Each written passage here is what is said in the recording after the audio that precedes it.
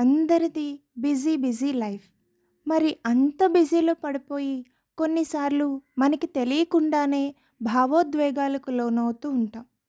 మనకు తెలియకుండానే మన ఒత్తిడిని ఇతరులపై చూపిస్తే ఏం జరుగుతుందో ఈ కథలో తెలుసుకుందాం. ఒక అడవిలో ఒక సింహం ఉండేది. సింహం అడవికే రారాజు. చాలా పనులుంటాయి. ఎప్పుడూ ఒత్తిడితో ఉండేది. సింహం దగ్గరికి ఏ జంతువు వచ్చి మాట్లాడినా గసిరేసేది. ఏ పక్షి వచ్చి జోక్ చెప్పినా నవ్వడానికి బదులు తిట్టి పంపేది. మిగతా జంతువులు వాటి సమస్యలు ఏవైనా వచ్చి చెప్తే మీ పని మీకు చూసుకోవడం రాదా అని గట్టిగా అరిచేది.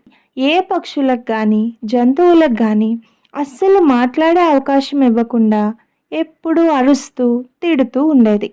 సింహం వ్యవహారం చూసి విసిగిపోయిన జంతువులన్నీ ఇక సింహం దగ్గరికి వెళ్ళకూడదు అని గట్టిగా నిశ్చయించుకొని సింహం దగ్గరికి రావడం మానేశాయి. అప్పటి నుండి సింహం ఉదయం లేవటం, తన పని తను చేసుకోవడం, మరలా నిద్రపోవడం ఇదే దినచర్యగా మారింది. ఇంకేముంది, సింహం ఒంటరిగా ఉండటం వల్ల బోర్గా ఫీల్ అయ్యేది. కొన్ని రోజులకు డల్గా అయిపోయింది. ఆ ఒంటరితనం భరించలేకపోయింది. తను అందరినీ కోపగించుకోవడం తప్పని తెలుసుకుంది. ఒకరోజు సింహం నిద్రపోతుంది. ఈలోపు ఒక కోతి చెట్టు మీద నుండి మెల్లగా వచ్చి సింహం చెవిలాగుతుంది. సింహం ఉలిక్కిపడి లేచి, "నువ్వేనా నా చెవిలాగింది?" అని నెమ్మదిగా అడుగుతుంది. "అవును, నేనే" అని భయపడుతూ సమాధానం చెప్తుంది కోతి. "ఇదెవరూ చూడలేదు కదా?" అని సింహం కోతిని అడుగుతుంది. "లేదు" అని కోతి అంటుంది. "అయితే మళ్ళీ నా చెవి లాగవా? చాలా సంతోషంగా అనిపిస్తుంది" అని సింహం అడుగుతుంది. కోతి చిలిపిగా ఇంకోసారి సింహం చెవిలాగి సంతోషంగా గెంతులు వేస్తుంది. ఇదంతా చాటుగా చూస్తున్న మిగిలిన జంతువులన్నీ సింహంలో మార్పు వచ్చినందుకు సంతోషంతో డ్యాన్స్ చేస్తాయి.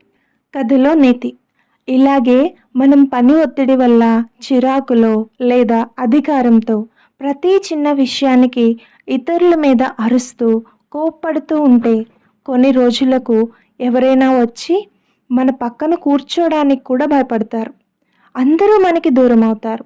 అదే అందరితో స్నేహంగా ఉంటూ అందరి సంస్కారాలను కలుపుకుంటూ పోతే అందరూ మనకి దగ్గర అవుతూ ఉంటారు. కొన్ని సందర్భాల్లో కోపడకపోతే పని జరగదు.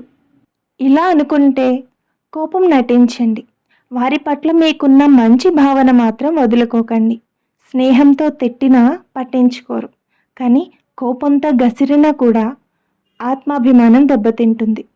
కాబట్టి కోపంతో కాకుండా స్నేహంతో మెలుగుదాం. అందరి మనసులో రారాజుగా చోటు సంపాదించుకుందాం. ఇదండి కథ. మళ్ళీ మరొక గాథతో మీ ముందుంటుంది మీ దివ్యమైన ఆధ్యాత్మిక గాథలు.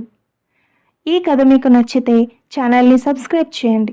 ఈ వీడియోని లైక్ చేసి మీ ఫ్రెండ్స్ అండ్ ఫ్యామిలీ మెంబర్స్కి షేర్ చేయండి. Thanks for watching.